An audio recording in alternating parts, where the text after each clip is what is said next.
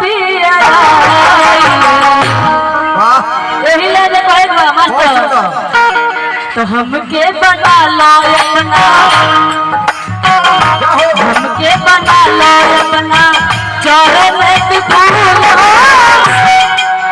हमके बना लो अपना चरण के धूल हो तो भक्त क्या कहता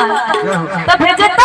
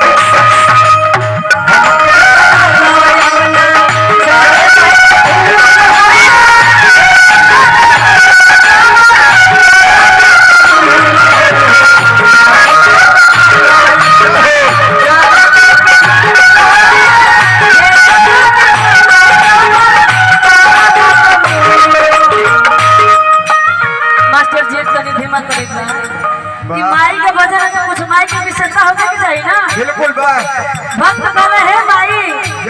राउर कृपा जगह पे हो जाला उ जीरो से हीरो हो जाला और राउर कृपा जगह पर से हट जाला कितना बड़का बड़का लोग हीरो जीरो हो जाला जैसे मैं राउर कृपा हमन के जगह पर सचिन जी करने के बुझा तनी छप जय हो जिंदगी भर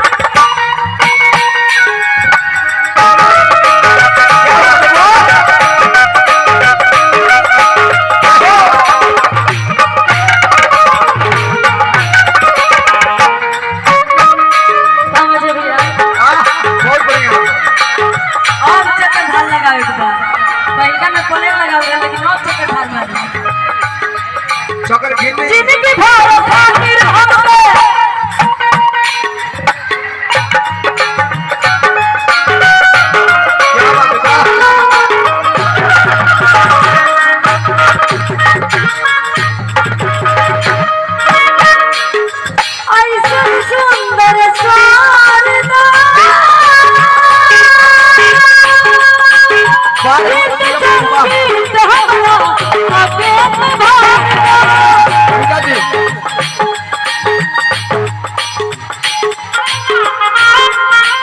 पैसा ले